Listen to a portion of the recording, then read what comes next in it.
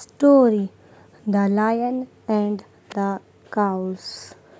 Once upon a time, there lived four cows in the forest. Every day, they used to graze together in a particular way. One day, a lion passed that way and saw the four cows. The lion went near the cows.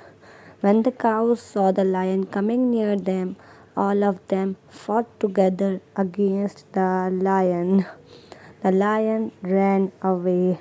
After a few days, the cows quarreled with each other and began to graze in different directions and all alone. This was noticed by the lion. The lion thought that its turn had come and came near.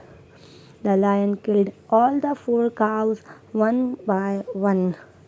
Moral of the story: Unity is strength. Thanks for watching. Like, comment, share, and subscribe.